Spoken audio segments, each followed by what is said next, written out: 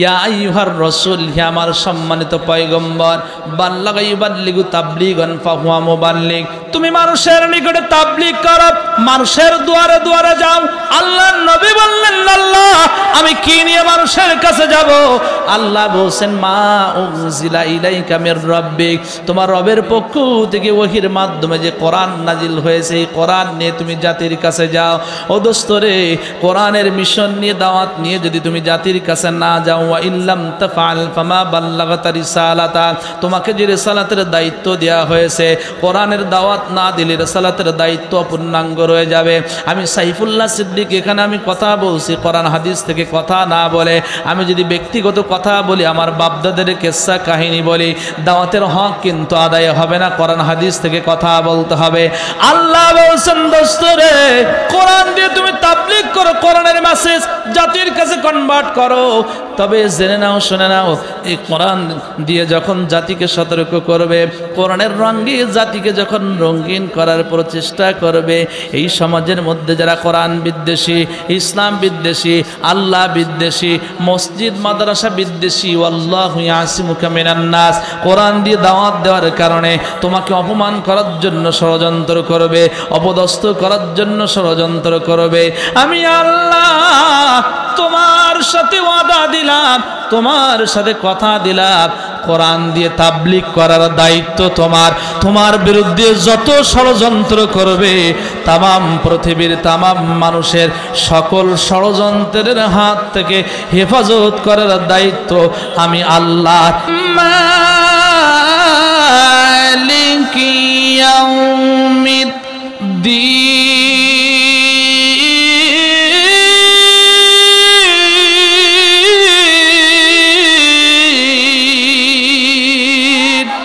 মুখস্থ করে দেন। দিন শব্দের এক নম্বর অর্থ হচ্ছে প্রতিদান দিবস।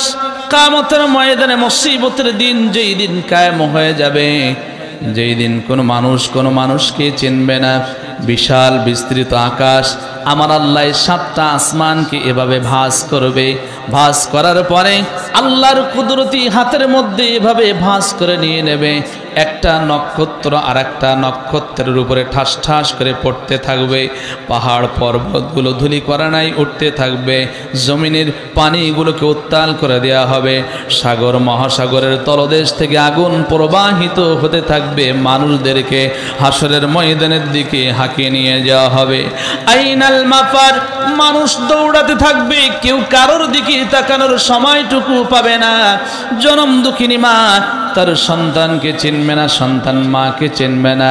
ওই কিয়ামতের ময়দানে মুসিবতের দিনে আমার আল্লাহ এবার বড় বড় রাজা বাদশাদের নাম ধরে ধরে ডাকবেন। আয়না ফেরাউন, আয়না হামান, আয়না বখতে নাসর, আয়না নমরুদ, আয়না ডোনাল্ড ট্রাম্প, আয়না হাসিনা।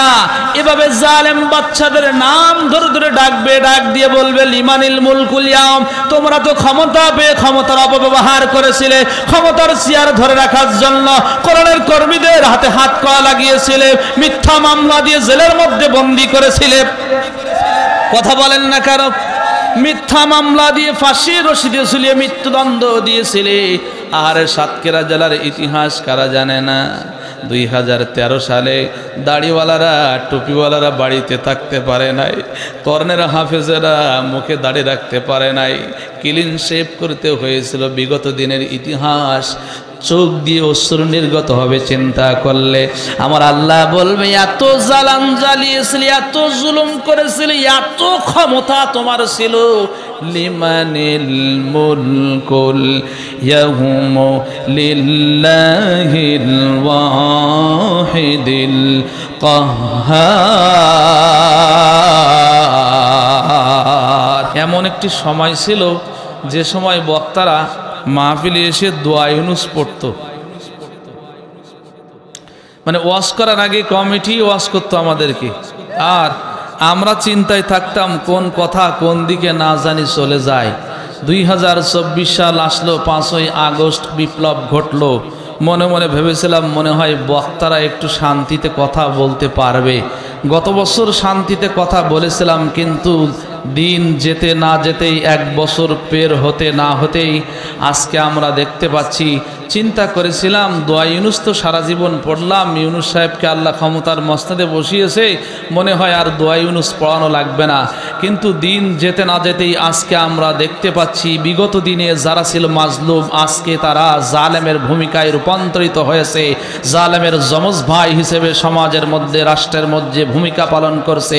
বিগত দিনে যারা কোরআনের মাহফিলে ঠিক বলে চিৎকার দিয়েছিল, নারাই তাকবীর বলে চিৎকার দিয়েছিল, আজকে ওলামায়ে কেরাম যখন সাদাবাজির বিরুদ্ধে, সুদের বিরুদ্ধে, ঘুষের বিরুদ্ধে, জুলুমের বিরুদ্ধে, অসত্যের বিরুদ্ধে বক্তব্য দিচ্ছে, জালেমেরা বিগত দিনে যারা ছিল তারা বাধা দিচ্ছে না। কিছু মাজলুমের আজকে জালেমের ভূমিকায় নিয়ে আজকে কোরআনের মাহফিলে, মসজিদে, দারসুল কোরআনে অনুষ্ঠানে বাধা দিচ্ছে। আমরা বলতে চাই বিগত দিনে আপনারা মাজলুম ছিলেন, ওলামায়ে কেরামগণ জীবন বাজি রেখে ময়দানে কথা বলেছিল। আজকেও যদি জালেমের ভূমিকায় যদি ময়দানে কথা বলেন, কোরআনের মঞ্চে, কোরআনের অনুষ্ঠানে যদি বাধা প্রদান করেন, মনে রাখবেন বিগত 16টি বছর, 17টি বছর ওলামায়ে কেরামদের বিরুদ্ধে সত্য কথা বলার কারণে 30টা 40টা পর্যন্ত মিথ্যা মামলা দিয়ে জেলের মধ্যে বন্দী করা হয়েছিল। কোরআনের পাখি মরহুম আল্লামা দেলোয়ার হোসেন সাঈদ রাহিমাহুল্লাহ 13টি বছর জেলের মধ্যে বন্দী ছিল। অসংখ্য ওলামায়ে কেরামদেরকে ফাঁসির রশিতে ঝুলিয়ে মৃত্যুদণ্ড দেওয়া হয়েছিল। কোরআনের আওয়াজ বন্ধ করা যায়নি। আজও যারা বাধা দিচ্ছেন মনে রাখবেন কোরআনের আওয়াজ বন্ধ হবে না।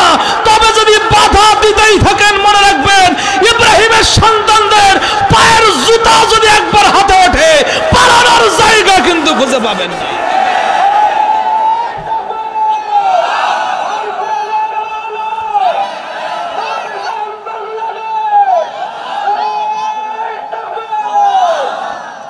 সম্মানিত হাজিরিন, এই যে বাধা দিচ্ছে, এই কারণেই আমরা কি মনক্ষুণ্ণ হয়েছি?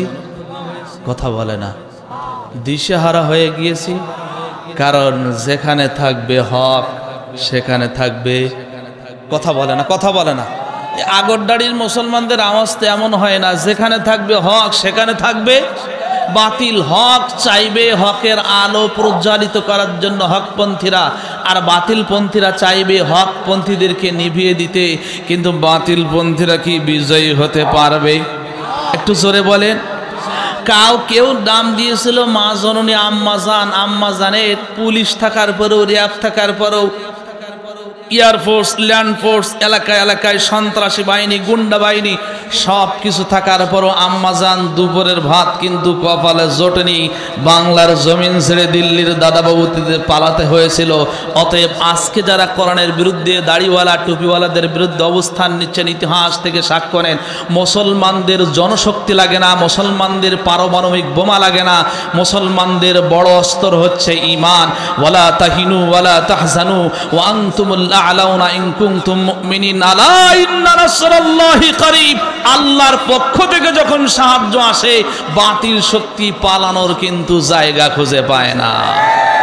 অতএব আমরা কোরআনের পক্ষে থাকতে চাই নাকি বিপক্ষে থাকতে চাই? আমরা কোরআনের আন্দোলন করতে চাই নাকি কোরআনের বাইরে আন্দোলন করতে চাই? কারা কারা কোরআনের আন্দোলন করতে চান দুটি হাত আল্লাহকে দেখায় দেন। আল্লাহ কবুল করুন। সম্মানিত হাজিরিন, এটা হলো সিরাত মাহফিল। আসলে মৌসুম চলে গিয়েছে, মাহফিলটা ছিল আগে, কিন্তু বৃষ্টির জন্য আর সম্মানিত আমাদের মেহমান ওনাকে নিয়ে আসার জন্য এটা একটু মিস্টেক হয়েছিল, তারপরেও উনি আসতে পারেন নাই। যাই হোক, সব কিছু কবুল করার মালিককে আল্লাহ। দেখে খুব মনোযোগ দিয়ে কথাগুলো শুনতে হবে। আমি বানানো কেচ্ছা কাহিনী উদ্ভাট কথাবার্তা বলবো না। রাত অনেক হয়েছে, আপনাদের মহামূল্যবান সময় বেশি নষ্ট করব না।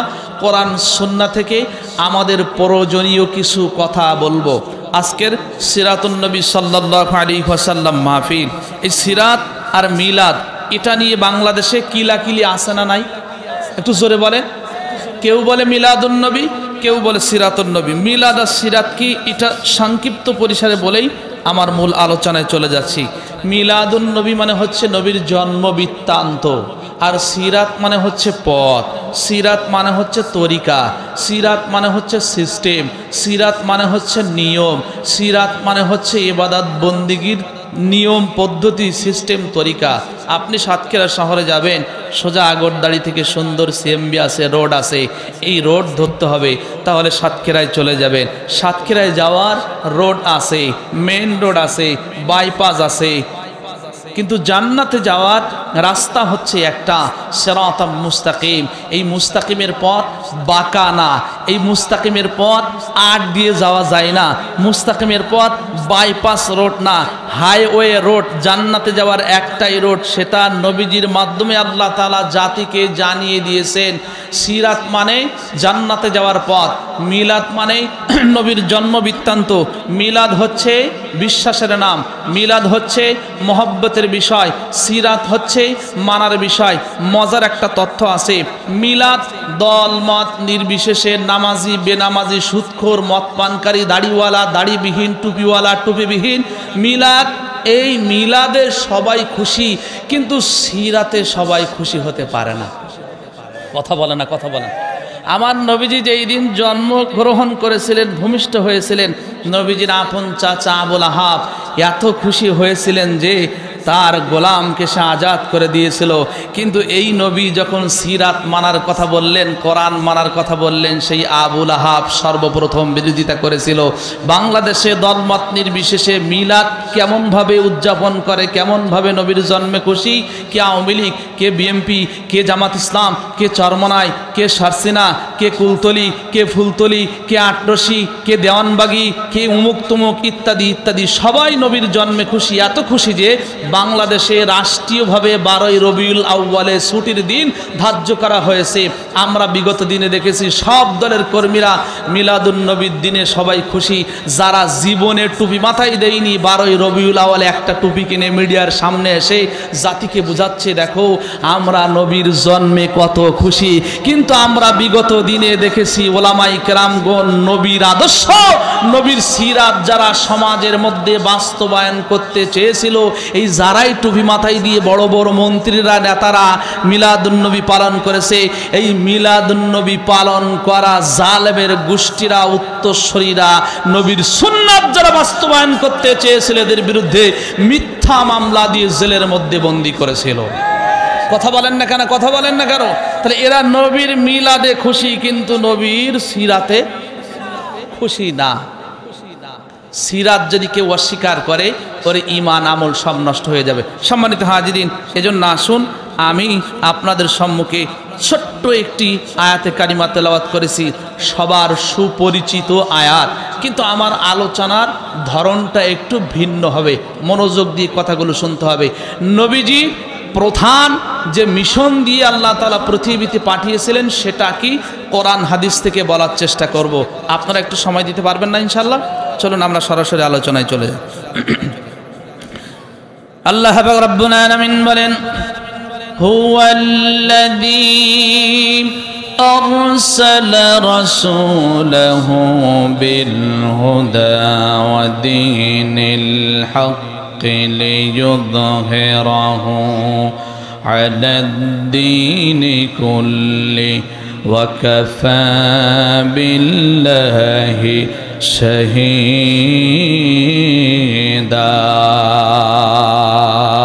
আর একটু মহব্বত নিয়ে বলা যায় না আল্লাহু আকবার। হুয়াল্লাযী, এই হুয়ার ফাইল হচ্ছেন আমার আল্লাহ। আমার আল্লাহ বলছেন তিনি সেই সত্তা, আরসালা রাসূলাহু, যার রাসূলকে পাঠিয়েছেন। কোথায় পাঠিয়েছেন? পৃথিবীতে পাঠিয়েছেন। কি দায়িত্ব দিয়ে পাঠিয়েছেন? কি মেসেজ দিয়ে পাঠিয়েছেন? বিল হুদা, হেদায়েত দিয়ে পাঠিয়েছেন। নবীজি যেহেতু জাতিকে সতর্ক করবে, জাতিকে হেদায়েতের রাস্তা দেখাবে, আল্লাহর নবীকে জন্য আমার আল্লাহ হেদায়েত দিয়ে পৃথিবীতে পাঠিয়েছেন। বেনামাজি যদি নামাজের ফজিলাত নিয়ে কথা বলে, ওই ওয়াজে কিন্তু তাসির হবে না। সুদখোর যদি সুদের বিরুদ্ধে বক্তব্য দেয়, ওই ওয়াজে কিন্তু তাসির হবে না। আমি সাইফুল্লাহ সিদ্দিক এখানে বক্তব্য দিচ্ছি, আমার সম্মানিত যুবক ভাইরা এখানে বড় আশা করে ইনভাইট করেছেন। আমার আফজাল হোসেন ভাই কথা বলেছেন জাতিকে সঠিক পথের সন্ধান দেওয়ার জন্য, কোনটা হালাল কোনটা হারাম, জাতি বুঝতে পারে এই কারণে কোনটা জান্নাতের পথ কোনটা জাহান্নামের পথ এটা চেনানোর জন্য। এখন নিজেই যদি নামাজ না পড়ে রোজা না রাখে আমার মুখে যদি দাড়ি না থাকতো আপনারা কি আমার কথা শুনতেন? কথা বলে না, কথা বলেন। নবীকে আমার আল্লাহ হেদায়েত সহ পৃথিবীতে পাঠালেন। কেমন হেদায়েত দিলেন? 40 বছরে আমার আল্লাহ নবীর উপরে কোরআনে কারীম নাজিল করলেন। 40 বছর বয়সে নবুয়ত প্রাপ্ত হলেন, কিন্তু 1 বছর থেকে 39 বছর পর্যন্ত জীবনে কোনো জায়গায় আমার আল্লাহর নবী জীবনে কখনো একটা মিথ্যা কথাও বলেন নাই। একটা আওয়াজ করে বলা যায় না সুবহানাল্লাহ। দ্বিতীয় নম্বর আল্লাহ রাব্বুল আলামিন বলছেন ওয়াদিনিল হক, সত্য ধর্মগ্রন্থ সহ দিন সহ পৃথিবীতে পাঠিয়েছি। 1 নম্বরে আমার আল্লাহ নবীকে দিলেন হেদায়েত, দ্বিতীয় নম্বরে দিলেন সত্য ধর্মগ্রন্থ এই কোরআন। কেন দিলেন? লিয়ুযহিরাহু আলাদ্দীনি কুল্লি। আপনারা জ্ঞানী মানুষ, কথাগুলো মনোযোগ দিয়ে শুনবেন, দিলের কান দিয়ে শুনবেন। আমার আল্লাহ বলছেন দোস্তরে তোমাকে হেদায়েত দিলাম, কোরআন দিলাম, ইসলাম দিলাম, সত্য ধর্মগ্রন্থ দিলাম। কেন দিলাম? এই পৃথিবীতে যত মতবাদ রয়েছে, যত ধর্ম রয়েছে, যত মতাদর্শ রয়েছে, সকল ধর্মের উপরে আমি আল্লাহ আমার দ্বীনকে বিজয়ী করার জন্য পৃথিবীতে তোমাকে আমি আল্লাহ পাঠিয়েছি। একটা আওয়াজ করে বলা যায় না সুবহানাল্লাহ। আল্লাহর হাবিব সাল্লাল্লাহু আলাইহি ওয়াসাল্লামকে যেই সময়ে মক্কা নগরীতে পাঠিয়েছিলেন ওই সময়ে আল্লাহ বলার মতো একজন মানুষও ছিল না, একজন ইমানদার ছিল না। পৃথিবীর সর্বশ্রেষ্ঠ জায়গা কাবা ঘর, সেই কাবা ঘরের মধ্যে একটা মূর্তি না 360টি মূর্তি ছিল। মানুষ আল্লাহর ইবাদত বন্দেগী ছেড়ে মূর্তির উপাসনা করত, চন্দ্রের উপাসনা করত, গাছের পূজা করত, মাছের পূজা করত, মানব রচিত আইন দিয়ে জীবন পরিচালনা করত। এমন একটি সময় আমার আল্লাহ নবীকে পৃথিবীতে পাঠিয়েছিলেন যেই সময়টাকে বলা হয় আইয়ামে জাহিলিয়াতের যুগ, অন্ধকারের যুগ, বর্বতার যুগ।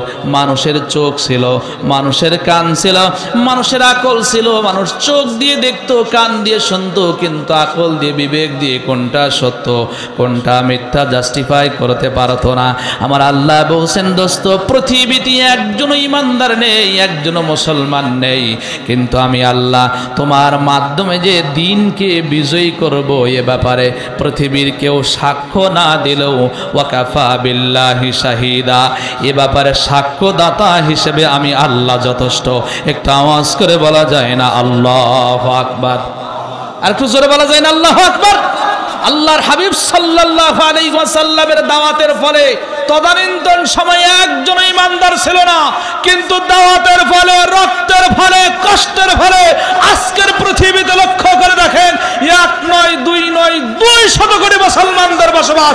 একটু জোরে বলা যায় না আল্লাহু আকবার? সম্মানিত হাজিরিন, হেদায়েত এবং সত্য ধর্মগ্রন্থ সহ নবীকে পাঠালেন কে? কথা কি বুঝতে অসুবিধা হচ্ছে আপনাদের? একটু আওয়াজ দিয়ে বলেন, পাঠালেন কে? এখন দ্বীন কি জিনিস এটা বুঝতে হবে। আমাদের বাংলাদেশের মানুষেরা মনে করে দ্বীন মানে নামাজ, দ্বীন মানে রোজা, দ্বীন মানে দাড়ি, দ্বীন মানে টুপি, এটাই শেষ। এর বাইরে যা আছে সব দ্বীনের বাইরে। রাজনীতি, অর্থনীতি, ব্যবসা, সমাজনীতি এগুলো দ্বীনের অংশ না। এই কারণে কিছু কিছু বখাটে নেতা, কিছু কিছু গাঁজাখোর নেতারা বলে কোরআনের মধ্যে, ইসলামের মধ্যে রাজনীতি নাই, ব্যবসা নাই, ইত্যাদি ইত্যাদি। আমি বলি তুমি জেনে শুনে যদি এই কথা বলো কোরআনের মধ্যে, ইসলামের মধ্যে রাজনীতি নাই, তোমার মুখে দাড়ি থাকার পরেও, তুমি নামাজ রোজা করার পরেও তোমার ঈমানও নাই। কথা বলেন না কেন? কথা বলেন না কেন? এখন দ্বীন কি জিনিস এটা বুঝতে হবে। আমি একটা কথা বানিয়ে বানিয়ে বলবো না, প্রত্যেকটা কথার দলিল দিয়ে যাব। তারপরও কারোর গায়ে যদি আলা জ্বালা শুরু হয় বুঝতে হবে ও ওই দলের লোক। রক্ত কখনো বেঈমানি করে? কথা বলে না। আপনারা কি কষ্ট পাচ্ছেন? সম্মানিত ভাই এবং বাবাজিরা আমার, দ্বীন কি জিনিস আল্লাহ নিজেই দ্বীন শব্দের 4টা ব্যাখ্যা করেছেন। 1 নম্বর, দ্বীন শব্দের অর্থ হচ্ছে প্রতিফল দিবস, প্রতিদান দিবস। এই ধানের মৌসুমে আমরা ধান চাষ করতেছি, এই ধান বাড়িতে উঠানোর একটা সময় আসবে। এই রাতের আরামের বিছানাকে হারাম করে দিয়ে আপনি আমি এই যে কোরআনের ময়দানে জান্নাতের বাগানে বসে গিয়েছি, এর প্রতিফল একদিন আমার আল্লাহ দেবেন। সেই দিনটা কোন দিন? সূরাতুল ফাতিহার মধ্যে আমার আল্লাহ রাব্বুল আলামিন বলেন, মালিকি ইয়াউমিদ্দিন।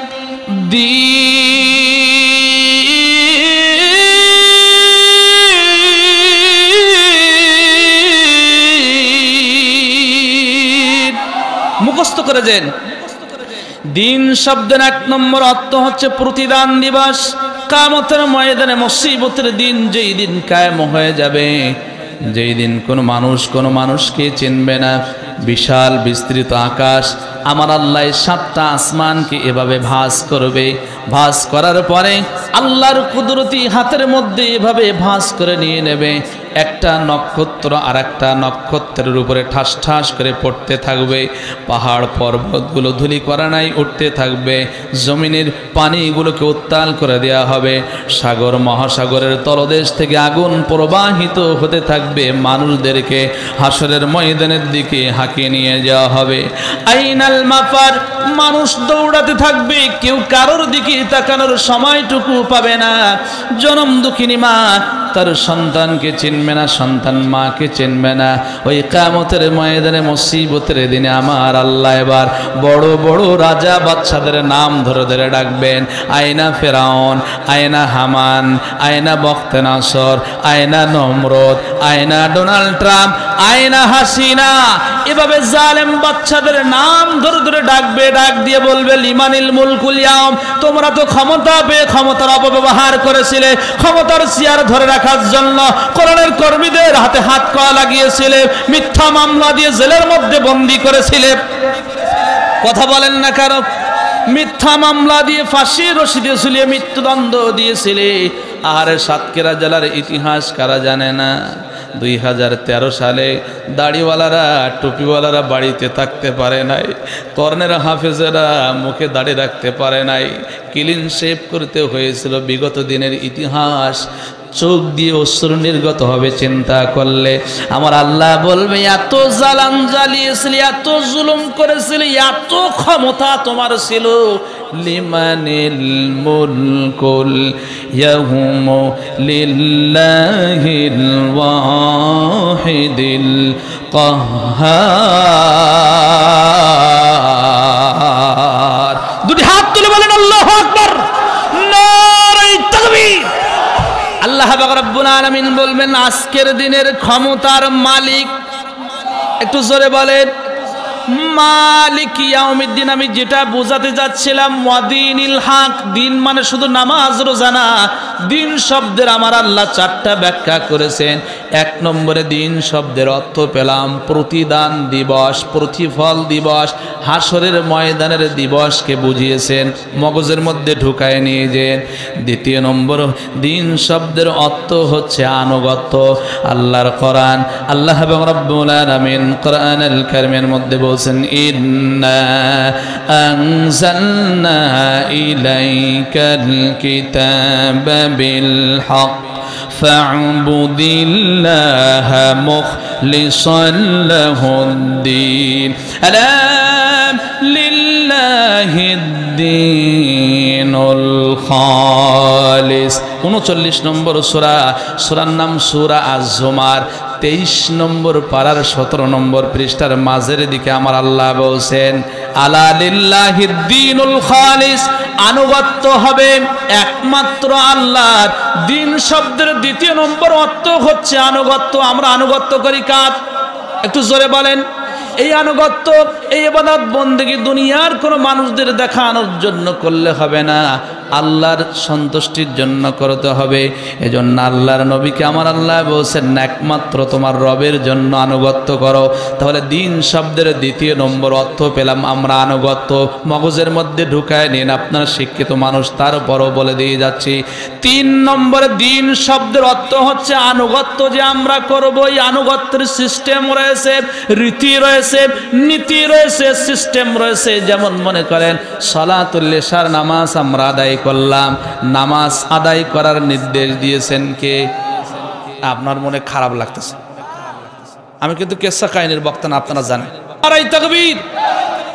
এই যে এশার নামাজ আমরা পড়লাম, নামাজ পড়ার কায়েম করার নির্দেশ দিয়েছেন কে? নামাজ পড়তে হবে এটা শিখিয়েছেন কে? নবীজি। শিখিয়েছেন কে? ইন্নামা বুইতুহু মুআল্লিমান, আল্লাহ নবী শিক্ষক হিসেবে পৃথিবীতে আবির্ভূত হয়েছেন, এসেছেন। এই দিন আমরা মানব। দিন শব্দের এক নম্বর অর্থ পেলাম প্রতিদান, দিন শব্দের দ্বিতীয় নম্বর অর্থ পেলাম আনুগত্য।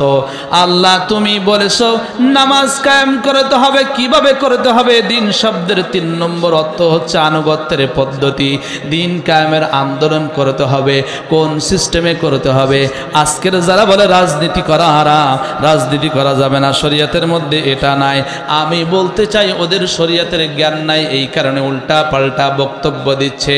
শরীয়তের বাইরে থেকে আপনি নামাজ পড়েন, রোজা রাখেন, হজ করেন, যা কিছু করেন না কারো রাজনীতি করেন, যদি ইসলামের বাইরে থেকে করেন কোনো কিছু আল্লাহর দরবারে কবুল হবে না। আল্লাহ পাক রব্বুল আলামিন দিন শব্দের তিন নম্বরের জন্য অর্থ বলছেন আনুগত্যের পদ্ধতি।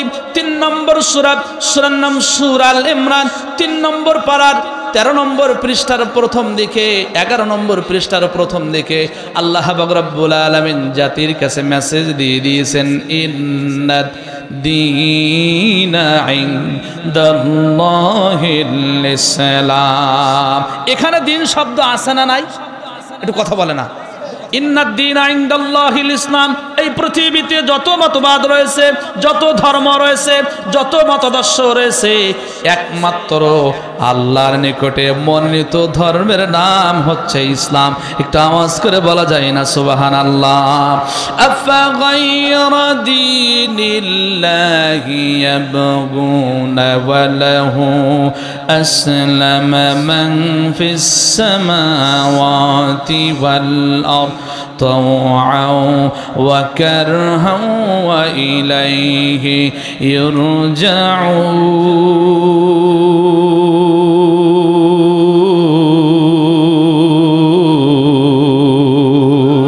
আর একটু মহব্বত নিয়ে বলা যায় না আল্লাহু আকবার?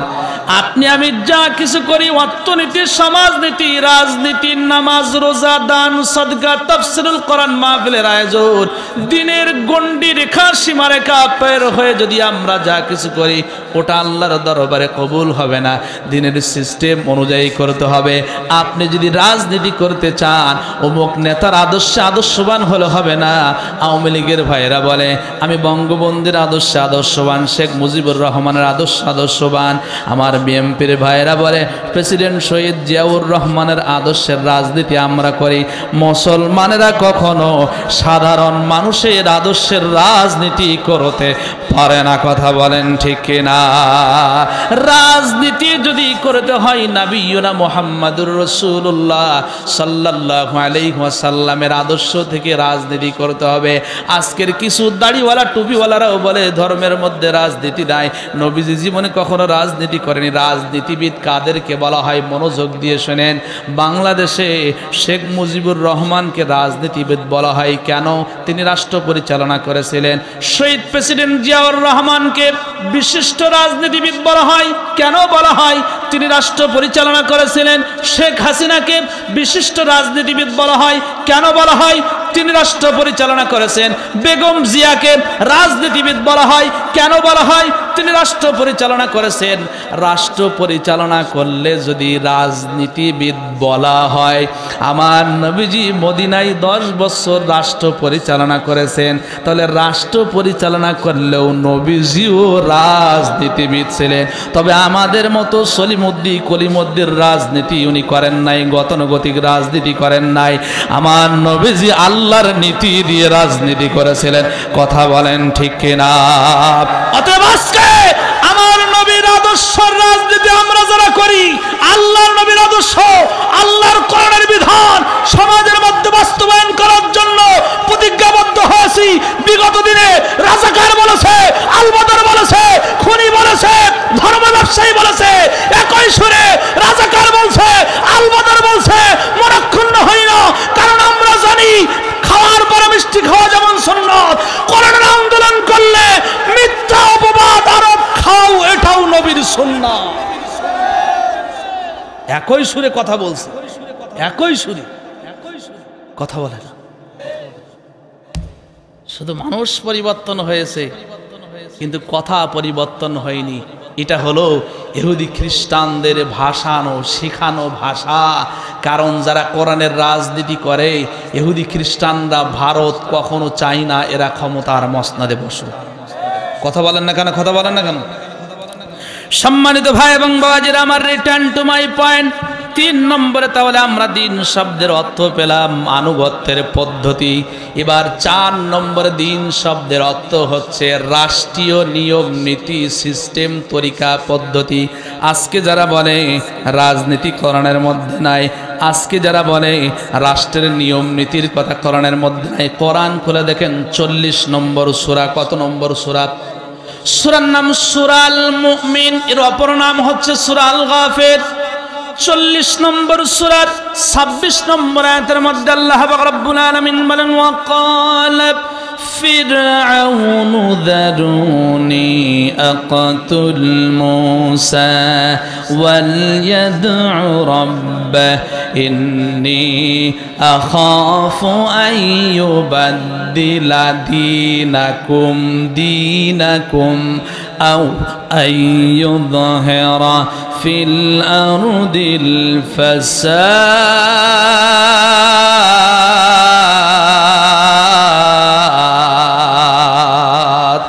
আর একটু জোরে বলা যায় না আল্লাহু আকবার? দিন শব্দের 4 নম্বর অর্থ হচ্ছে রাষ্ট্রীয় নিয়ম নীতি। কথাগুলো মগজ দিয়ে বুঝেন। 40 নম্বর সূরা 26 নম্বর আয়াত। মুসা কালিমুল্লাহ আলাইহিস সালাতু ওয়াস সালাম যখন সাধারণ মানুষের সামনে দাওয়াত দিলেন, আল্লাহ বলছেন, মুসা এই দাওয়াতের অগ্রযাত্রা রোধ করলে হবে না, থামিয়ে রাখলে চলবে না। যাও মিশরের ফেরাউনের রাজ দরবারে চলে যাও। ফেরাউন নিজেকে আনা রব্বুকুমুল আলা বড় খোদা বলে দাবি করেছে, তার বিরুদ্ধে তুমি বক্তব্য দাও। ওর খোদারও খোদা আমি আল্লাহ, সকল কিছুর রব হচ্ছে আমি আল্লাহ। মুসা কালিমুল্লাহ আলাইহিস সালাতু ওয়াস সালাম দাওয়াত দিলেন, জাতিকে বুঝালেন ফেরাউনের একজন রব আছে, সব কিছু এমনি এমনি সৃষ্টি হয়নি, সব কিছুর একজন রব রয়েছেন, সৃষ্টিকর্তা রয়েছেন। মুসা নবী যখন দাওয়াত দিল, কালিমা পড়ে মানুষ যখন ইসলাম ধর্ম কবুল করতে লাগলো, ওয়াকালা ফিরআউনু যারুনি আকাতুল মূসা। এবার ফেরাউন বলল আমি মুসাকে হত্যা করব। ফেরাউন কেন বলল মুসাকে হত্যা করব? এই মুসা নবীর ইতিহাস আপনারা সূরাতুল কসসের মধ্যে পড়বেন। মুসা আলাইহিস সালাতু ওয়াস সালাম এমন একজন নবী, যেই নবী জন্মের পূর্বেই তাকে হত্যা করার জন্য ফেরাউন পরিকল্পনা করেছিল, কিন্তু ফেরাউন হত্যা করতে পারে নাই। কারণ আল্লাহ যারে বাঁচায় তারে কি কেউ মারতে পারে? একটু জোরে বলেন পারে? বিগত দিনে স্বৈরাচার চিন্তা করেছিল এক সাইদিকে খাসার মধ্যে বন্দী করলেই কোরআনের তাফসীর বন্ধ হয়ে যাবে, কিন্তু আমার আল্লাহ ময়দানে হাজার হাজার শত শত সাইদি তৈরি করে দিলেন। তারা পরিকল্পনা করলো সাইদি সাহেবকে ফাঁসির রশিদে ঝুলিয়ে মৃত্যুদণ্ড দেবে, কিন্তু আল্লাহ ফাঁসির হাত থেকে বাঁচালেন। আল্লাহ যারে বাঁচায় পৃথিবীর কোনো পরাশক্তি তাদেরকে মারতে পারে। একটু জোরে বলেন পারে? মুসা আলাইহিস সালাতু ওয়াস সালামকে দাওয়াত দেওয়ার ফলে বলল, মুসা আমি তোমাকে হত্যা করব। কেন হত্যা করব? কারণ আমি আশঙ্কা করেছি, ইন্নী আখাফু আইয়ুবাদদিলা দীনাকুম। আমি কিন্তু দিন শব্দের অর্থ বোঝাচ্ছি। আল্লাহ বলছেন দিন শব্দের 4 নম্বর অর্থ হচ্ছে ফেরাউন মনে করেছিল মুসা আমার যে নিয়ম নীতি রয়েছে, সিস্টেম রয়েছে, তরিকা রয়েছে, যেই আইন দিয়ে আমি সমাজ চালাই, রাষ্ট্র চালাই, আইয়ুবাদদিলা বাদদালা ইউবাদদিলু ফাহুয়া মুবাদদিল। মুসা তার রবের প্রদত্ত ওহীর মাধ্যমে যে বিধান পেয়েছে, এই বিধান দিয়ে আমার রাষ্ট্রের নিয়ম নীতি অবকাঠামো ওলট পালট করে দেবে। আর আল্লাহর আইন যদি কায়েম হয়ে যায়, আমি যে খোদা বলে দাবি করছি জাতি বুঝে ফেলবে আমি কত বাটপার, আমি কত বড় চোর। এই কারণে আমি মুসাকে হত্যা করব। আমার ভয় হচ্ছে মুসা রাষ্ট্রীয় আইন ওলট পালট করে দেবে। হাজার হাজার বছর আগের কথা কোরআনুল কারীমের মধ্যে আমার আল্লাহ নাজিল করে দিয়েছেন, দিন মানে নামাজ, দিন মানে মানে রোজা, দিন মানে হজ, দিন মানে যাকাত, কিন্তু দিন মানে একটা স্পেশাল ভাবে একটা আমলের কথা আমার আল্লাহ বলেছেন। দিন মানে রাষ্ট্রের নিয়ম নীতি। কারণ আমার আল্লাহ জানে বাংলাদেশের মুসলমানরা 1000 বছর পরে নামাজ নিয়ে মারামারি করবে না, রোজা নিয়ে মারামারি করবে না, দিন কায়েম নিয়ে মানুষেরা ফতোয়াবাজি করবে, টাকার কাছে বিক্রি হবে।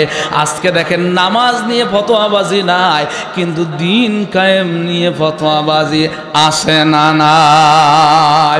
হাজার হাজার বছর আগে ফেরাউন চেয়েছিল যেন আল্লাহ প্রদত্ত বিধান রাষ্ট্রের মধ্যে কায়েম না হয়।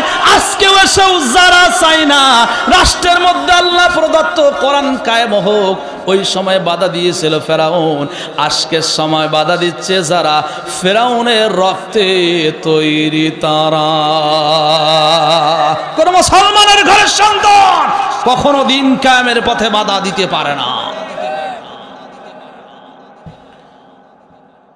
সম্মানিত হাজিরিন, তাহলে দিন মানে আমরা কি পেলাম? 1 নম্বরে প্রতিদান দিবস। দিন মানে কি পেলাম? আনুগত্য। দিন মানে কি পেলাম? আনুগত্যের পদ্ধতি। দিন মানে কি পেলাম? রাষ্ট্রের নিয়ম নীতি। আল্লাহ বলছেন এই রাষ্ট্রের নিয়ম নীতি, রাষ্ট্রে আমি আল্লাহ ইসলামকে বিজয়ী করব, দিনকে বিজয়ী করব সকল ধর্মের উপরে। আর এই বিজয়ী করার জন্যই তোমাকে আমি আল্লাহ পৃথিবীতে পাঠিয়েছি। একটু আওয়াজ করে বলা যায় না আল্লাহু আকবার?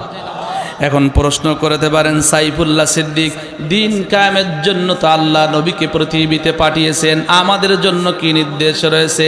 আল্লাহর কোরআন 25 নম্বর পারা 3 নম্বর পৃষ্ঠার শুরুর দিকে আল্লাহ রাব্বুল আলামিন বলেন, শারআ লাকুম মিনাদ-দীনি মা ওয়াসসা বিহি নূহান ওয়াল্লাযী আওহাইনা ইলাইকা ওয়া মা ওয়াসাইনা বিহি ইব্রাহিম ওয়া মূসা ওয়া ঈসা আন আকিমু الدين ولا تتفرقوا فيه। একটু আওয়াজ করে বলা যায় না আল্লাহু আকবার? ওই আয়াতের মধ্যে আমরা জানলাম নবীকে দিন কায়েমের জন্য পৃথিবীতে পাঠিয়েছেন। আমাদের জন্য আল্লাহ কি নির্দেশ দিয়েছেন? শারআ লাকুম মিনাদ-দীন। আমার আল্লাহ বলেন শরীয়তের দিনের কিছু নির্দেশ আমি আল্লাহ দিয়েছিলাম। কাদেরকে? ইব্রাহিম নবীকে দিয়েছিলাম, মূসা নবীকে দিয়েছিলাম, ঈসা নবীকে দিয়েছিলাম, নূহ নবীকে দিয়েছিলাম। কোরআনের মধ্যে মাত্র 25 জন নবীর নাম আসছে। অসংখ্য নবীদেরকে আল্লাহ পৃথিবীতে পাঠিয়েছিলেন, মাত্র 25 জন নবীর নাম আল্লাহ দিয়েছেন। এই আয়াতের মধ্যে বড় বড় 4 জন নবীর নাম আল্লাহ ধরলেন। 1 নম্বরে নূহ নবী, 2 নম্বরে ইব্রাহিম নবী, 3 নম্বরে মূসা নবী, 4 নম্বরে ঈসা নবী। 4 জন নবীর নাম ধরে গোটা জাতিকে বুঝাতে চাইলেন।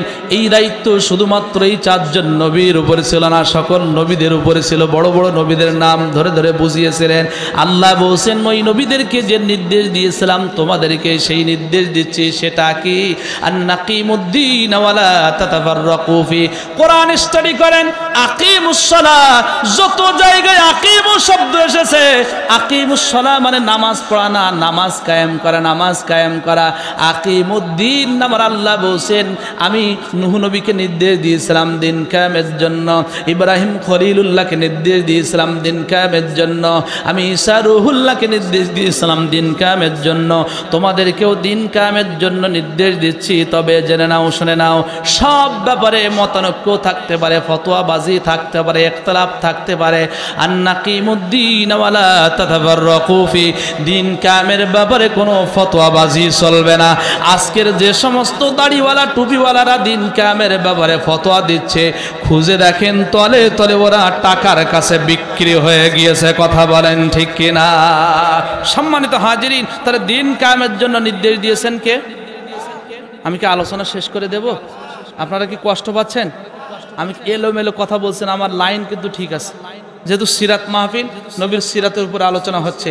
নবীকে আল্লাহ দিন কায়েমের জন্য পাঠিয়েছেন, আমাদেরকেও দিন কায়েমের নির্দেশ দিয়েছেন।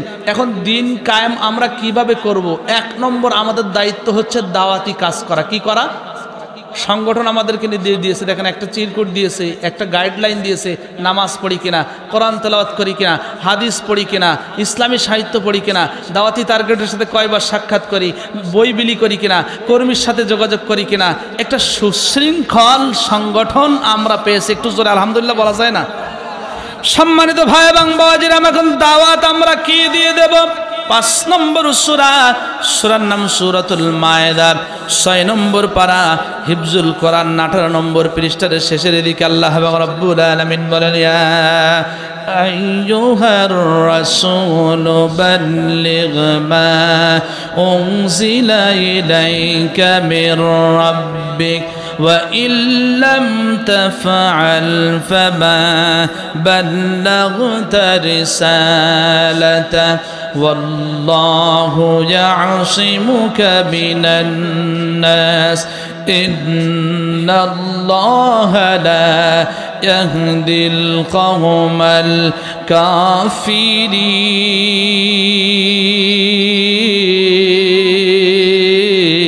الكافرين।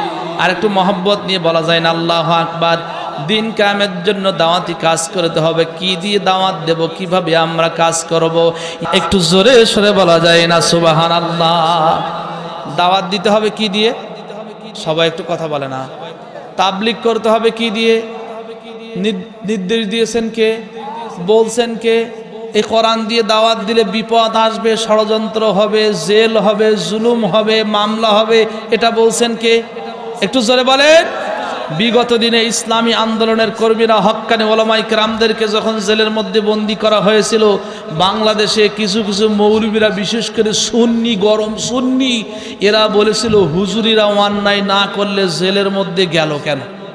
কথা বলে না, কথা বলে না, গেল কেন? এটা তো দলিল দিলাম, একটা উদাহরণ দিলে আপনারা বুঝতে পারবেন।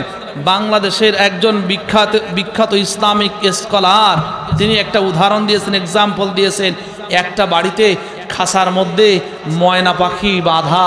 এখন ওই বাড়িতে একটা কাক আসছে, আসার পরে ময়না পাখিকে বলছে, ও ময়না পাখি, তুমিও পাখি আমিও পাখি, তুমি খাসার মধ্যে কেন বন্দি আর আমি কেন উন্মুক্ত?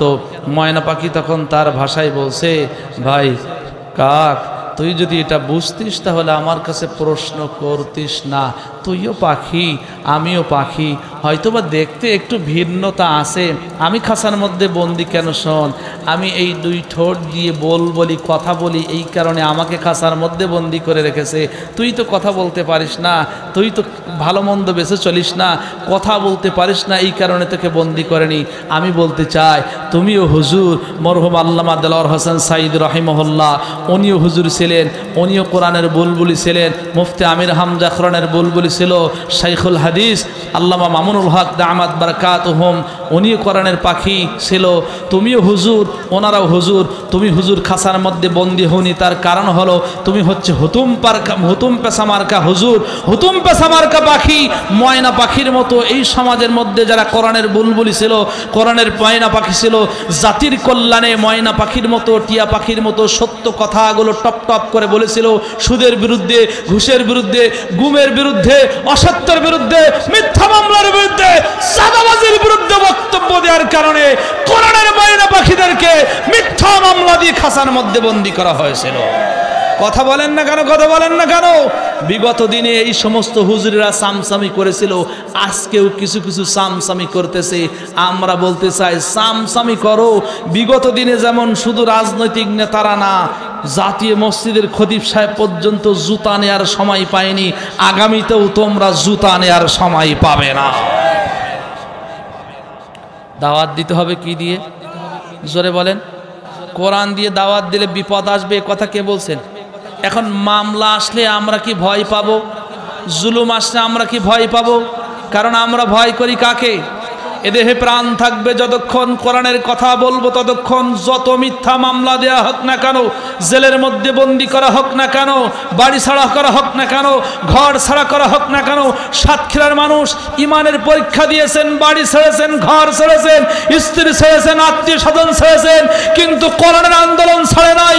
আজও আমরা প্রতিজ্ঞাবদ্ধ হচ্ছি, যত ষড়যন্ত্র হোক না কেন, কোরআনের শপথ গ্রহণ করেছি, কোরআনের পথ ছাড়বো না, কোরআনের কথা ছাড়বো না। রাজি আছেন কারা কারা? দুটি হাত দেখিয়ে দেন তারা তারা।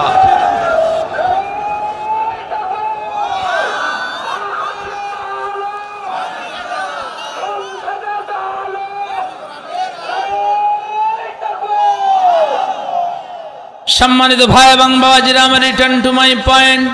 আল্লাহর হাবিব সাল্লাল্লাহু আলাইহি ওয়াসাল্লাম এবার যখন জাতিকে কোরআন দিয়ে সতর্ক করলেন, খুব মনোযোগ দিয়ে শোনেন। নবীজি আমার 40 বছর পর্যন্ত দলমত নির্বিশেষে সকল মানুষের কাছে ছিলেন আল আমিন, সাদিক ছিলেন, সত্যবাদী ছিলেন। গোপনে 3 বছর দাওয়াতি কার্যক্রম চালালেন। 44 বছর বয়সে যখন পদার্পণ করলেন, আমার আল্লাহ এবার নির্দেশ দিলেন সূরাতুল হিজর 14 নম্বর পারার 6 নম্বর পৃষ্ঠার প্রথম দিকে আল্লাহ রাব্বুল আলামিন বলেন, ফাসদা' বিমা তু'মারু ওয়া আ'রিদ আনিল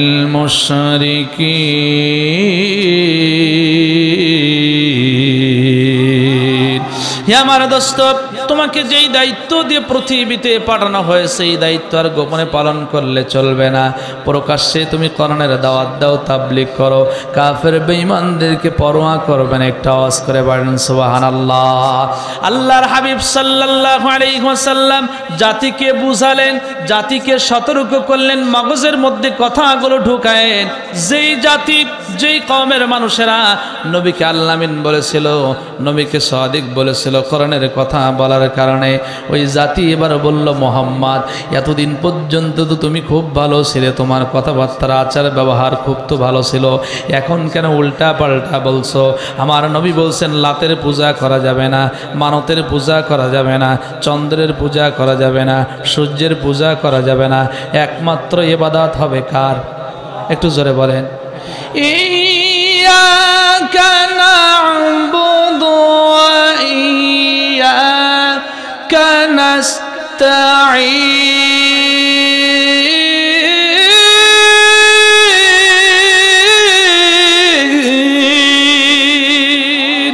তো জোরে বলা যায় না আল্লাহু আকবার? ইবাদত হবে কার? সকল নবীর আল্লাহর ইবাদত বন্দেগী করার দাওয়াত দিয়েছিলেন। আল্লাহর হাবিব সাল্লাল্লাহু আলাইহি ওয়াসাল্লাম কোরআন দিয়ে যেই জাতিকে বুঝালেন, এই জাতিরে এবার বলল, মোহাম্মদ তুমি তো মিথ্যাবাদী, তুমি তো কাজ্জাব, তুমি তো পাগল, তুমি তো জাদুকর, তুমি মিথ্যার আশ্রয় নিচ্ছ। একটা আওয়াজ করে বলা যায় না নাউজুবিল্লাহ? একটা আওয়াজ দিয়ে বলেন তো, নবীজি জীবনে কখনো মিথ্যা কথা বলেছিলেন? আর একটু জোরে বলেন। কি আমি কি শেষ করে দেব? কষ্ট পাচ্ছেন আপনারা? নবীজি ততদিন পর্যন্ত মিথ্যাবাদী ছিল না যতদিন পর্যন্ত কোরআনের কথা বলেনি। হুজুর ততক্ষণ পর্যন্ত ভালো যতক্ষণ পর্যন্ত চাঁদাবাজির বিরুদ্ধে বক্তব্য দেয়নি। হুজুর ততক্ষণ পর্যন্ত ভালো যতক্ষণ পর্যন্ত সুদের বিরুদ্ধে বক্তব্য দেয়নি, ঘুষের বিরুদ্ধে বক্তব্য দেয়নি, আয়নাঘরের বিরুদ্ধে বক্তব্য দেয়নি। যে হুজুর সত্য কথা বলে না ওই হুজুর খুব ভালো, আর যে সমস্ত ওলামায়ে কেরামগণ সঠিক কথা বলে ওরা কিন্তু ভালো না। সম্মানিত ভাই এবং বাবাজিরা, আমার রিটার্ন টু মাই পয়েন্ট। আল্লাহর হাবিব সাল্লাল্লাহু আলাইহি ওয়াসাল্লাম কোরআনের তাবলীগ অব্যাহত রাখলেন। 2 জন 4 জন 5 জন করে করে কালিমা পড়ে মুসলমান হতে লাগলো। মক্কার মানুষদের টনক নড়ে গেল। মোহাম্মদ তো আমাদের ধর্ম থেকে মানুষদেরকে কালিমা পড়ে ইসলাম ধর্ম গ্রহণ করাচ্ছে, যেভাবেই হোক না কেন মোহাম্মদকে থামাতেই হবে। আবু তালেবের কাছে কয়েক দফা তারা প্রতিনিধি পাঠালো, কিন্তু কাজ হলো না। আল্লাহ নবীর বিরুদ্ধে এবার তারা ষড়যন্ত্র শুরু করলো, নবীকে অপমান করার জন্য, অপদস্থ করার জন্য। আর রাহিকুল মাকতুব গ্রন্থ পড়ে দেখবেন, আল্লাহ নবীর বিরুদ্ধে কয়েক দফা তারা প্রতিরোধ করার জন্য ষড়যন্ত্র করলো। প্রাথমিকভাবে আমার নবীজির মনোযোগ বিচ্ছিন্ন করার জন্য তারা বিভিন্ন অপবাদ আরোপ করলো, কিন্তু আমার নবীজি কাফের বেঈমানদের মিথ্যা অপবাদ আরোপের দিকে ভ্রুক্ষেপ করেননি, গুরুত্ব দেননি। আল্লাহর দিকে মনোনিবেশ করে কোরআনের দাওয়াতি কার্যক্রম অব্যাহত রেখেছিলেন। আল্লাহর হাবিব সাল্লাল্লাহু আলাইহি ওয়াসাল্লামের চাচার কাছে কয়েক দফা আসলো, কিন্তু চাচা তাদেরকে ফিরিয়ে দিল। এবার মক্কার তদানীন্তন সময় ওয়ালিদ বিন মুগীরা, যাকে কোরআনের ভাষায় বলা হয় উতুল্লিম বাদা যালিকা সানিম, দুশ্চরিত্রের অধিকারী, যার জন্মের সমস্যা ছিল। এই ওয়ালিদ বিন মুগীরার একজন সন্তান ছিল, দেখতে শুনতে সুদর্শন পুরুষ, তরবারি চালাতে পারদর্শী ছিল। ওয়ালিদ বিন মুগিরার ছেলেকে এবার আবু তালিবের কাছে নিয়ে গেল। নেয়ার পরে বলছেন, নেতাজি মোহাম্মদ আমাদের ধর্মকে গালিয়ে দিচ্ছে, আমাদের পূর্বপুরুষদেরকে পথভ্রষ্ট বলছে, লাতকে গালিয়ে দিচ্ছে, মানতকে গালিয়ে দিচ্ছে, আমরা নাকি নরকের অধিবাসী হব। মোহাম্মদকে তো আমরা থামাতে পারলাম না। শোনেন শোনেন, আমরা একটা দারুণ অফার নিয়ে আপনার নিকটে হাজির হয়েছি। আল্লাহর নবীর চাচা আবু তালিব বলছেন, কি অফার নিয়ে তোমরা আমার নিকটে এসেছো? ওয়ালিদ বিন মুগিরার ছেলেকে নিয়ে আসছি, এই ছেলে আপনার উপকারে আসবে। আপনার যদি কেউ ক্ষতি করতে আসে, তরবারি দিয়ে তাদেরকে দ্বিখণ্ডিত করে দেবে, আপনাকে প্রোটেক্ট দেবে, আপনার সাহায্য সহযোগিতা করবে। এই ছেলেকে নিয়ে তোমাদেরকে কি দিতে হবে? বিনিময়ে ভাতিজা মোহাম্মদ বিন আবদুল্লাহকে আমাদের হাতে উঠায় দিতে হবে। আমরা মোহাম্মদকে হত্যা করব, আমরা মোহাম্মদকে কতল করব। আল্লাহর নবীর চাচা আবু তালিব মাথাটা নিম্নগামী ছিল, এবার মাথাটা উত্তোলন করে বলছেন, ও কুরাইশ দলপতিরা, মক্কার অধিপতিরা, তোমাদের চাওয়া পাওয়া এত নিচুতে নেমে যাবে এটা আমি কখনো কল্পনা করতে পারিনি, ধারণা করতে পারিনি। জেনে নাও, শুনে নাও, এই ওয়ালিদ বিন মুগিরার ছেলের জীবনের বিনিময়ে কেন দুনিয়ার সকল ধনভাণ্ডারের চাবি যদি আমার হাতে উঠায়া দাও, আর যদি বলো মোহাম্মদকে তোমাদের হাতে উঠায়া দিতে হবে, তারপরেও আমার কলিজার টুকরা ভাতিজা মোহাম্মদ বিন আবদুল্লাহকে তোমাদের হাতে উঠায়া দেব না। দুটি হাত তুলে বলেন আল্লাহু আকবার। আজকে তো আশিকে রাসূলের অভাব নাই, মুখে দাড়ি নাই, মাথায় টুপি নাই, শুধুমাত্র মিলাদুন নবীর দিনে তারা মিছিল বাইর করে, কিন্তু নবীর আদর্শ বাস্তবায়নের জন্য চেষ্টা করে না। সুদ বাঁচে না, ঘুষ বাঁচে না, পর্দায় থাকে না, নামাজ পড়ে না, রোজা রাখে না, কোরআনের আন্দোলন করে না, বরং কোরআনের আন্দোলনের বিরুদ্ধে তারা অবস্থান করে। এরা হয়েছে আশিকে রাসূল, নামে আশিকে রাসূল, কিন্তু নবীজির চাচা কেমন করে ভালোবেসেছিলেন। আমার নবীজির চাচা কর্মের মাধ্যমে প্রমাণ দিয়েছিলেন। শিয়াবে আবু তালিবের মধ্যে মুসলমানদেরকে বন্দী করা হয়েছিল। আজকে আয়না ঘরের কথা শুনে কত মানুষ অশ্রু নির্গত করে। আরে আরমান ভাই, ব্যারিস্টার আরমান ভাইয়ের বাইর হলো, বক্তব্য শুনলে চোখের পানি ধরে রাখা যায় না, অশ্রু নির্গত হয়। নির্জন এলাকার মধ্যে ওই অন্ধকার প্রপৃষ্ঠের মধ্যে বন্দী করে রাখা হয়েছিল। আমি আয়না ঘরের কথা শুনে এত কষ্ট লাগে। আয়না ঘরের মধ্যে একবেলা খেতে দিলেও দেয়া হতো, পানি দিলেও দেয়া হতো, কিন্তু রাহমাতুল লিল আলামিনকে আমার নবীজিকে শিয়াবে আবু তালিবের মধ্যে বন্দী করা হয়েছিল। ওখানে কোনো খাবারের ব্যবস্থা ছিল না, ওখানে কোনো পানির ব্যবস্থা ছিল না। রাষ্ট্রীয়ভাবে আইন প্রণয়ন করা হয়েছিল, মোহাম্মদ এবং তার অনুসারীদেরকে যারা খাবার দিয়ে সহযোগিতা করবে তাদের বিরুদ্ধে ব্যবস্থা গ্রহণ করা হবে, যারা টাকা দিয়ে সহযোগিতা করবে তাদের বিরুদ্ধে ব্যবস্থা গ্রহণ করা হবে। এই শিয়াবে আবু তালিবের মধ্যে শুধুমাত্র মুসলমানরা বন্দী ছিল না, আমার নবীজির চাচা আবু তালিব অমুসলিম, কাফের, বেঈমান, কিন্তু মুহাম্মদ সাল্লাল্লাহু আলাইহি ওয়াসাল্লামকে সহযোগিতা করার কারণে, মুসলমানদের কল্যাণে কাজ করার কারণে, ইসলামের পক্ষে কাজ করার কারণে ওনাকেও বন্দী করা হয়েছিল। আপনি মুসলমান না হিন্দু, কাফের, বেঈমানরা এটা দেখবে না। সমর্থন যদি ইসলামের পক্ষে থাকে, কাফের বেঈমানেরাও কিন্তু তার বিরুদ্ধে ব্যবস্থা গ্রহণ করবে। যারা বাস্তব প্রমাণ হলো, হিন্দুকে দিয়ে মিথ্যা মামলা সাজানোর জন্য, সাক্ষী করার জন্য তারা প্রচেষ্টা করেছিল, কিন্তু আল্লাহর বান্দা ওই হিন্দু কাকা কিন্তু রাজি হয়নি, গুম করে ভারতে নিয়ে যাওয়া হয়েছিল।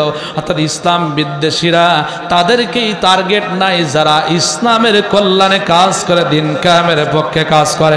কথা বলেন ঠিক কিনা? এই শিয়াবে আবু তালিবের মধ্যে বন্দী হলো। রাত যখন ঘনিয়ে আসতো, সবাই যার যার বিছানায় বিশ্রাম করার জন্য যেত। আমার নবীজির চাচা আবু তালেবের একটা সন্তান ওই শিয়াবে আবু তালেবের মধ্যে বন্দী ছিল। ওই সন্তানের বিশ্রামের জন্য একটা বিছানা ছিল। ওই সন্তানকে আমার নবীজির বিছানায় নিয়ে আসতে, আর নবীজিকে সন্তানের বিছানায় শোয়াই দিতেন। কেন শোয়াই দিতেন? চাচা আবু তালেব ভাবত, আহারে এতিম শিশুপুত্র মোহাম্মদ সাল্লাল্লাহু সাল্লাল্লাহু আলাইহি ওয়াসাল্লাম। মক্কার কাফেররা তাকে হত্যা করার জন্য তারা প্রচেষ্টা করতেছে। রাতের অন্ধকারে আমরা যখন এই জেলখানার মধ্যে ঘুমিয়ে যাব, না জানে আমার ভাতিজা কোথায় আছে, তারা তো জানে তরবারির আঘাতে কল্লা দ্বিখণ্ডিত করে দিলেও দিতে পারে। রাতের অন্ধকারে আমার কলিজার টুকরা সন্তানকে আমার ভাতিজার বিছানায় শোয়াই দিলাম, আমার ভাতিজাকে আমার সন্তানের বিছানায় শোয়াই দিলাম। তারা জানে মুহাম্মাদের বিছানা কোথায়। রাতের অন্ধকারে মুহাম্মদ ভেবে মুহাম্মাদের বিছানায় তারা মুহাম্মদ ভেবে তরবারি চালালেও ওই তরবারি আঘাতে আমার সন্তান দ্বিখণ্ডিত হয়ে এই পৃথিবীর মায়া ত্যাগ করে পরকালে চলে যাক, কিন্তু আমার সন্তানের জীবনের বিনিময়ে যেন আমার কলিজার টুকরা ভাতিজা মুহাম্মদ দুনিয়ায় জীবিত থাকে। একটু দুটি হাত তুলে বলা যায় না আল্লাহু আকবার। কুরাইশ দলপতিরা আবু তালেবের কাছে হতাশাগ্রস্ত হয়ে ফিরে গেলাম।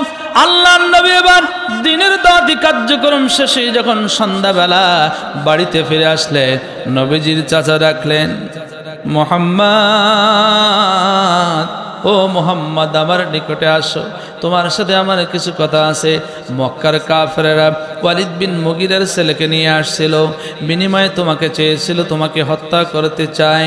ও ভাতিজা, আমি বয়োবৃদ্ধ হয়ে গিয়েছি, আমি মুরব্বী হয়ে গিয়েছি, এমন বোঝা হয়ে তুমি আমার উপরে চেপে বসো না, যেই বোঝা বইতে আমি অক্ষম হয়ে যাই। নবীজি মনে মনে ভাবলেন, মনে হয় আমার চাচা জান্না আমার উপরে অসন্তুষ্ট হয়েছেন, কাফের বেঈমানদের হাতে আমাকে উঠায় দিতে যাচ্ছে। নবীজির দু চোখ বেবে অশ্রু নির্গত হচ্ছিল। আল্লাহর নবীর চাচা এবার আবু তালেব ডাকলেন, মুহাম্মদ আসো আসো আমার পাশে বসো। মুহাম্মদ চোখের পানিগুলো মুছে দিচ্ছেন আর বলছেন, মুহাম্মদ বেঁচে থাকো তুমি আজীবন, বেঁচে থাকো, তোমার হায়াত আল্লাহ দীর্ঘায়িত করুক। তুমি মনে মনে কি ভেবেছো ওয়ালিদ বিন মুগিরের ছেলেকে নিয়ে আমি তোমাকে কাফের বেঈমানদের হাতে উঠায় দেব? না না না, আমার দেহের মধ্যে যতদিন পর্যন্ত প্রাণ সঞ্চারিত থাকবে ততদিন পর্যন্ত তোমার কল্যাণে, ইসলামের কল্যাণে, মুসলমানদের জন্য আমি কাজ করে যাব। জীবনে কোনো কিছুর বিনিময়ে তোমাদের ক্ষতি হোক এটা আমি কখনো চাইতে পারি না। একটু আওয়াজ করে বলা যায় না আল্লাহু আকবার। সম্মানিত ভাই এবং বাবা, যারা আমার নবীজির বিরুদ্ধে ষড়যন্ত্র অব্যাহত থাকলো, নামাজে ডাকলেই, নামাজে দাঁড়ালেই নাড়ি বুড়ি চাপিয়ে দেওয়া হলো, মিথ্যাবাদী বলা হলো, কবি বলা হলো, জাদুকর বলা হলো, ইত্যাদি ইত্যাদি বলা হলো, কিন্তু আমার নবীজি কোরআনের দাওয়াত ছেড়ে দিয়েছিলেন। একটু জোরে বলেন। আমাদেরকে যুদ্ধ অপরাধী বলে। যুদ্ধ অপরাধী কাদেরকে বলা হয়? 1971 সালে আমাদের জন্মই হয়নি, আমাদেরকে বলে যুদ্ধ অপরাধী। ওর মাথা তার ছিঁড়ে গেছে, মানে দাড়ি টুপি দেখলেই ওদের অ্যালার্জি শুরু হয়। যে কয়টা দাড়ি টুপি দেখলেই অ্যালার্জি শুরু হয়, ওর নামাজ পড়লে ও আবু জাহেলের রক্তে তৈরি। কথা বলেন না কেন? ও ফেরাউনের রক্তে তৈরি। ও মুসলমানের রক্তে তৈরি হলে দাড়ি টুপিকে কখনো চোখ মোটা করে দেখতো না। একটা উদাহরণ দিচ্ছি, রক্ত কখনো বেঈমানি করে না। আপনারা কি কষ্ট পাচ্ছেন? আসলে রাত হয়ে গেলে ওয়াজ তখন ভালো লাগে না, রাত অনেক হয়ে। হ্যাঁ,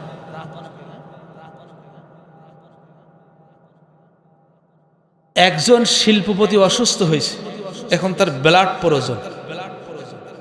এখন খুঁজতে খুঁজতে এক কৃপণ ব্যক্তির রক্তের সাথে মিলে গেছে। এখন সবাই বলছে চল একটু রক্ত দেই। বলছে আমি 2টা টাকা তাই দান করি না, আর আমার গা থেকে রক্ত মানুষকে দেবো? তোরা কি করে ভাবলি? এখন জোর করে নিয়ে আসছে। রক্ত দেওয়ার পরে 50,000 টাকার একটা ব্যান্ডেল দিয়েছে। এখন বেচারা মহা খুশি, মনে মনে বলছে আগে যদি জানতাম তাহলে তো আমার বেন্দে নিয়ে আসা লাগতো না, আমি এমনি যাইতাম। এখন ও তসবির দানা গনে যে কবে আবার ওই শিল্পপতি আমার রক্ত দেওয়ার জন্য ডাকবে। হঠাৎ ডাকছে, খুব আগ্রহ নিয়ে আসছে। ওর নিয়ত কিন্তু দান করা না। নিয়ত কি? কথা বলে না। নিয়ত হলো টাকা। এখন আসছে, রক্ত দেওয়া শেষ, এখন হাতটা খুসখুস খুসখুস করছে যে কখন টাকা দেবে, কখন টাকা দেবে। এবার ওই শিল্পপতি মানিব্যাগ থেকে সবচেয়ে ময়লাযুক্ত ছেঁড়া 5 টাকার একটা নোট এবার ওই কৃপণ বখিল ব্যক্তির হাতে দিচ্ছে। মেজাজটা খারাপ না ভালো? কথা বলে না। মেজাজ এমন খারাপ, কি ব্যাপার? 5 টাকার নোট, তারপরেও ময়লাযুক্ত ছেঁড়া। বিগত দিনে দিলেন 50,000 আর আজকে দিয়েছেন 5 টাকা, ব্যাপার কি? বলছে শোনো, বিগত দিনে তুমি যখন এসেছিলে আমার শরীরে ছিল শুধুমাত্র আমার রক্ত, কিন্তু তুমি রক্ত দিয়ে যাওয়ার পরে আমার মনটা যেন কেমন সংকীর্ণ হয়ে গেছে। আমার মন বলছে তোমার রক্ত আসার কারণে আমার মনটা ছোট হয়েছে, তোমার মনটাও মনে হয় ছোট। বিগত দিনে আমার রক্ত থাকার কারণে আমার মনটা বড় ছিল, কিন্তু তোমার রক্ত আসার পরে আমার মনটা ছোট হয়ে গেছে, এই কারণে তোমাকে 5 টাকা দিয়েছি। আজকে যারা নামাজ পড়ার পরেও, রোজা রাখার পরেও, দাড়ি রাখার পরেও যারা একামতে দিনের বিরুদ্ধাচরণ করে, যারা কোরআনের বিরুদ্ধাচরণ করে, বিগত দিনে ফেরাউন, নমরুদ, আবু জাহাল, উতবা, সাইবা, ওয়ালিদ ইবনে মুগিরারা, মুনাফিকের জাতেরা, তারা চাইনি কোরআন বিজয়ী হোক, কোরআন দিয়ে রাষ্ট্র পরিচালনা হোক। আজকের দিনেও যারা নামাজ রোজা করার পরেও যারা বলে ধর্মের মধ্যে ওটা নাই, সেটা নাই, বিচার নীতির কথা নাই, রাজনীতির কথা নাই, যারা কোরআন প্রতিষ্ঠার পথে বাধা প্রদান করে, এরাও আবু লাহাব, আবু জেহেল, ফেরাউন, নমরুদের রক্তে তৈরি, এতে কোনো সন্দেহ না। সম্মানিত ভাই এবং বাবাজিরা, আমার কথা বেড়ে যায়, কথা লম্বা করতে চাচ্ছি না। ছোট্ট করে একটা কথা আমি বলে দিয়ে যাই। আল্লাহর হাবিব সাল্লাল্লাহু আলাইহি ওয়াসাল্লামের বিরুদ্ধে কিভাবে ষড়যন্ত্র হলো।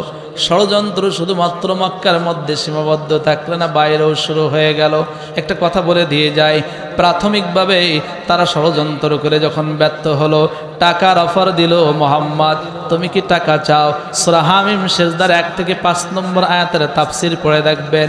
উতবা বিন রবিয়ার মাধ্যমে প্রস্তাব দেওয়া হয়েছিল, টাকা চাও, গাড়ি চাও, ক্ষমতা চাও, বাড়ি চাও, নারী চাও, কি চাও বলো, বিনিময়ে কালিমার দাওয়াত দেওয়া যাবে না, কোরআনের কথা বলা যাবে না, আন্দোলন করা যাবে না, ইকামতে দিনের কথা বলা যাবে না।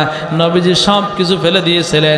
মক্কার মানুষেরা চিন্তা করল, সামনে হলো হজ্জের মৌসুম, পৃথিবীর বিভিন্ন প্রান্ত থেকে মানুষেরা হজ করার জন্য মক্কায় আসবে।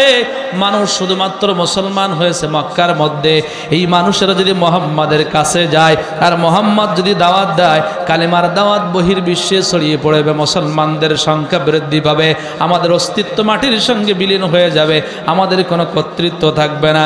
চিন্তা ফিকির করে তারা ওয়ালিদ বিন মুগিরার কাছে আসলো। আমার কথা না, আল্লাহর কোরআন সূরা মুজাম্মিলের মধ্যে আলোচনা আসছে, সংক্ষিপ্ত পরিসরে বলে দিয়ে যায়। ওয়ালিদ বিন মুগিরার কাছে তারা বুদ্ধি নেওয়ার জন্য গেল, কারণ ছোট শয়তানদের বুদ্ধি যখন শেষ হয়ে যায়, বড় শয়তানদের কাছে বুদ্ধি নেওয়ার জন্য যায়। বাংলাদেশে বিগত দিনে আমরা দেখেছি ইসলামপন্থীদের বিরুদ্ধে যেই বুদ্ধি শেষ হয়েছিল, ইসলাম বিদ্বেষীরা টুপ করে সেই বড় শয়তান দিল্লির দাদা বাবুর কাছে বুদ্ধি নেওয়ার জন্য গিয়েছিল। কথা বলেন ঠিক কিনা? ওয়ালিদ বিন মুগিরার কাছে আসলো, আসার পরে বলছেন মোহাম্মদের বিরুদ্ধে কি মিথ্যা অপবাদ আরোপ করা যায়? একজন বলল মোহাম্মদকে পাগল বানানো যাক। ওয়ালিদ বিন মুগিরা বলল, আমি অনেক পাগল দেখেছি, পাগলদের কি সালামত রয়েছে, চুলগুলো উস্কো খুস্কো থাকে, চেহারা সুন্দর হয় না। মোহাম্মদকে তোমরা কি দেখো? এত সুন্দর চেহারা বিশিষ্ট যুবক আমার নজরে কখনো পড়েনি, এত সুন্দর মার্জিত ভাষার মানুষ আমার চোখে পড়েনি, এত সুন্দর পাক পবিত্রতা অর্জনকারী যুবক আমার চোখে পড়েনি। মোহাম্মদকে পাগল বলা যাবে না, অনেক লম্বা কথা। ইন্নাহু ফাক্কারা ওয়া কদ্দার ফাকুতিলা কাইফা কদ্দার সুম্মা কুতিলা কাইফা কদ্দার। ওয়ালিদ বিন মুগিরা দূরে দৃষ্টি নিক্ষেপ করলো, আবার ভুরু কঞ্চিত করলো, করার পরে বলল, মোহাম্মদ 2 দিন 3 দিন পর পর কি যেন তেলাওয়াত করে জাতিকে শোনায়। এই পৃথিবীতে অনেক কবি দেখেছি যাদের কবিতার সঙ্গে মোহাম্মদের আবৃত্তি করা তেলাওয়াতকৃত কথার মধ্যে কোনো মিল খুঁজে পাওয়া যায় না। অনেক লেখক দেখেছি যারা বই লেখে, কিতাব লেখে, মোহাম্মদের কথার সাথে তাদের লেখার কোনো মিল খুঁজে পাওয়া যায় না। ইন হাদা ইল্লা কাউলুল বাশার, নিঃসন্দেহে মোহাম্মদ বানিয়ে বানিয়ে কথাগুলো বলে। একটু জোরে বলেন নাউজুবিল্লাহ। এই কোরআনে নবীজির কোনো বানানো কথা আছে? একটু জোরে বলেন, কার কথা? এবার ওয়ালিদ বিন মুগিরা বলল, মোহাম্মদ জাদুকর, মোহাম্মদ কবি। আইন পাশ হয়ে গেল, মক্কার পার্লামেন্টে আইন পাশ হয়ে গেল। মক্কার মেন জায়গায় যুবকদেরকে দাঁড় করিয়ে দেওয়া হলো এবং শিখিয়ে দেওয়া হলো, তারা যখন নাচবে তোমরা এটা বলবে, আহলান সাহলান মারহাবান। সূরা তাওবার তাফসীর পড়ে দেখবেন, মক্কার কাফেরদের 2টা গুণ ভালো ছিল। একটা হলো কাবা ঘর পরিষ্কার করা, আর একটা হচ্ছে হাজিদেরকে সেবা করা, পানি পান করানো। এখনো পর্যন্ত অব্যাহত রয়েছে। বড় বড় শিল্পপতিরা, হাজী সাহেবরা যখন যায় এতিমের মতো একটা খাবারের প্যাকেট নিয়ে, পানির পট নিয়ে দাঁড়িয়ে থাকে, লক্ষ কোটি কোটি টাকার মালিক তারা। হাজী সাহেবদেরকে দিলেই যার অন্তরে তাদের তৃপ্ত হয়। সম্মানিত ভাই এবং বাবাজিরা আমার, যুবকেরা দাঁড়িয়ে দাঁড়িয়ে বলছে আহলান সাহলান মারহাবান, আপনারা হজ করার জন্য আসছেন, হজ্জের যাবতীয় কার্যাবলী সুন্দরভাবে শেষ করেন, এই তৌফিক আমরা আল্লাহর কাছে কামনা করি, দোয়া করি। ও হজ কাফেলার সদস্যরা, এই মক্কা কোন জায়গা আপনাদের জন্য নিরাপদ আর কোন জায়গা নিরাপদ না, এটা কিন্তু আপনারা জানেন না, আমরা জানি। মক্কায় অমুক জায়গায় যাবেন এত সওয়াব, অমুক জায়গায় যাবেন এত সওয়াব। তবে খবরদার খবরদার, অমুক জায়গায় মোহাম্মদ নামের একজন জাদুকর থাকে, মোহাম্মদ নামের একজন কবি থাকে। মক্কার সব জায়গায় যাবেন, সব জায়গায় ভ্রমণ করবেন, কিন্তু মোহাম্মদের কাছে যাবেন না। কেন যাব না? মোহাম্মদের কাছে যারা যায় তারাই পাগল হয়ে যায়, বিকৃত মস্তিষ্কের অধিকারী হয়ে যায়। আমার আল্লাহ বলছেন, শয়তানের ঘরের শয়তান, তোরা করলি ষড়যন্ত্র, আমি আল্লাহ করব পরিকল্পনা। হজ কাফেলার সদস্যদের অন্তরের মধ্যে এবার একটা প্রশ্নের উদয় হলো। তারা মনে মনে বলল, মক্কার মানুষদের সাথে তো আমাদের ইতিপূর্বে কোনো সম্পর্ক ছিল না, তারা কেন আমাদের এত ভালো চাইলো? আমাদের দেশে একটা প্রবাদ আছে, দুষ্টু লোকের মিষ্টি কথা বলে না। নির্বাচনের আগে কত রকম কথা বলে, 10 টাকার চাইল গম ডাইল বাড়ি দেব, নির্বাচনের পরে আর কিছু মনে থাকে না, কথা বলে না। কথাই কথা বেড়ে যায়, লম্বা হয়ে যাচ্ছে। সম্মানিত ভাই এবং বাবাজিরা আমার, মনে মনে তারা বলল, আমাদেরকে কেন মুহাম্মাদের কাছে যাইতে নিষেধ করলো? আসলাম হজ করতে, হজ করব পরে, মুহাম্মদ নামের জাদুকরের চেহারাটা কেমন দেখব আগে। নারে তাকবীর! আল্লাহর নবীজি কোথায় আছেন খুঁজে নিতে তাদের কোনো আর কষ্ট হলো না, কারণ তারা বলছে অমুক জায়গায় মুহাম্মদ আছে। আল্লাহু আকবার, জোরে হয় না? ডাইনি মহিলা আন্তর্জাতিক ট্রাইব্যুনাল গঠন করলো হুজুরদেরকে ফাঁসানোর জন্য, কোরআনের দায়ীদেরকে ফাঁসানোর জন্য, বিরোধী দলের নেতাদেরকে ফাঁসানোর জন্য। আল্লাহ এমন খেলা খেললেন, 24 সালের পরে যেই ফাঁদ তৈরি করেছিল প্রতিপক্ষদেরকে ঘায়েল করার জন্য, সেই আন্তর্জাতিক ট্রাইব্যুনালে আমার আল্লাহ ওই ডাইনিকে 1 নম্বর আসামি করেছে। কথা বলেন ঠিক কিনা? বাংলার জমিনে বিচার না হলেও, দুনিয়ার জিন্দেগিতে বিচার না হলেও, কয়দিন পালিয়ে থাকবো? মালাকুল মউত আসবে, আল্লাহর কাছে ধরা দিতে হবে, ময়দানে প্রত্যেকটা জুলুমের বিচার হবে, প্রত্যেকটা রক্তের ফোঁটার বদলা নেওয়া হবে। কথা বলেন ঠিক কিনা? কয়দিন পালাবা? পালাও। আগুন কত জ্বালাবা জ্বালাও, সব আগুন একবারে তোমার উপরে কিয়ামতের ময়দানে এসে পড়বে। সম্মানিত ভাই এবং বাবাজিরা আমার, রিটার্ন টু মাই পয়েন্ট। হজ কাফেলার সদস্যরা চলে গেল নবীজির দিকে। আল্লাহর নবীজি আমার মাথা মোবারক নিম্নগামী করে কোরআনে কারীম তেলাওয়াত করতেছিলেন। আর রহমান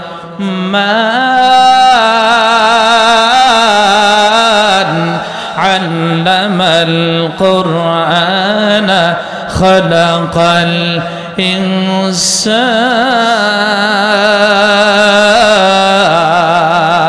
ইনসান। তিনটা জিনিস দেখে হজ কাফেলার সদস্যরা আশ্চর্যিত হয়ে গেল। 1 নম্বর, আমার নবীজির নূরানী চেহারা মোবারক দেখে তারা জীবনে এত সুন্দর চেহারা বিশিষ্ট যুবক তারা দেখে নাই। 2 নম্বরে, আমার নবীজির কোরআনে কারীমের তেলাওয়াত শুনে, আহারে আজকের ফেসবুক ইউটিউবে আমরা যখন কারি সাবানের তেলাওয়াত শুনি, পশমগুলো লোমগুলো খাড়া হয়ে যায়। সাধারণ একজন কারীর কণ্ঠের তেলাওয়াতে যদি এত মজা লাগে, আর যেই নবীর উপরে আমার আল্লাহ কোরআনে কারীম নাজিল করেছেন, ওই নবীজির তেলাওয়াতের মধ্যে কত জাদু ছিল, কত মজা ছিল। আল্লাহু আকবার। নবীজি যখন ইসলামের প্রাথমিক যুগে কোরআনে কারীম তেলাওয়াত করতেন, মক্কার কাফেররা নবীজির হুজরা মোবারকের চতুর্দিক দিয়ে দাঁড়িয়ে থাকতো। কথাই কথা লম্বা হয়ে যাচ্ছে। আমার নবীজি এবার কোরআনে কারীম তেলাওয়াত শেষ করলেন, চতুর্দিকে অপরিচিত লোক দেখলেন। নবীজি বললেন, তোমরা কারা? তোমাদেরকে তো আমি চিনি না, আমার কাছে তো কেউ আসতে চাইলো মক্কার কাফেররা আসতে দেয় না। লা তাসমাউ লিহাদাল কোরআন, বাধা দেয়, হট্টকল বাঁধিয়ে দেয়। এক এক করে পরিচয় দিতে লাগলো। আমার আল্লাহ এবার পরিবেশ তৈরি করে দিলেন। নবীজির কাছে এবার হাস কাবেলার সদস্যরা প্রশ্ন করল, আপনি কি? আপনাকে তো আমরা চিনলাম না। মক্কার মানুষদের সাথে আপনার কি দুশ্মনী রয়েছে? আপনার বিরুদ্ধে যে মিথ্যা অপবাদ আরোপগুলো করেছি, আপনার আচার ব্যবহার দেখে তো সেটা মনে হয় না। আল্লাহর নবী এবার দীপ্ত কণ্ঠে বলছেন, আমার নাম মুহাম্মদ, আমার বাবার নাম আব্দুল্লাহ।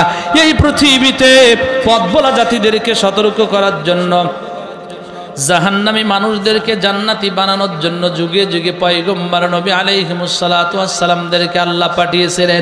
ধারাবাহিকতায় আমি মুহাম্মদ আমাকে শেষ নবী করে রহমাতুল লিল আলামিন করে পাঠিয়েছেন।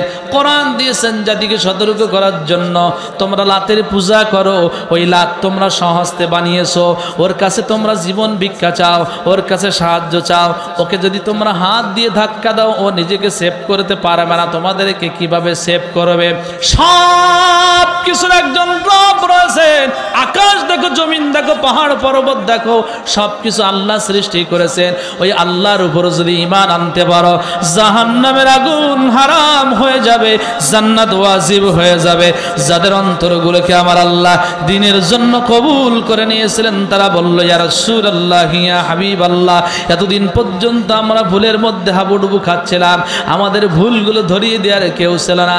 আমরা আর বাপদাদাদের ধর্ম আমরা গ্রহণ করতে চাই না, ইস্তেকামত থাকতে চাই না। আমাদেরকে ঈমানের কালিমা পড়া দেন, লা ইলাহা ইল্লাল্লাহু মুহাম্মাদুর রাসূলুল্লাহ সাল্লাল্লাহু আলাইহি ওয়াসাল্লাম। কাফেররা চাইলো হজ কাফেলার সদস্যরা যেন মুহাম্মাদের কাছে না যায়। আল্লাহ নিয়ে গেলেন, শুধু নিয়ে গেলেন না, কালিমা পড়িয়ে মুসলমানদের দল ভারী করলেন।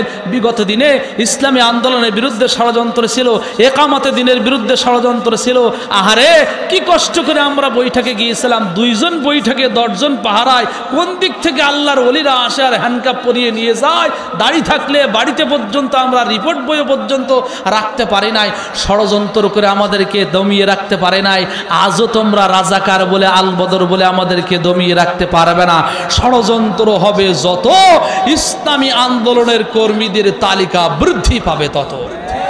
আরো জোরে বলেন ঠিক কিনা? অতএব ষড়যন্ত্র করে নিভানো যায়, দমানো যায়।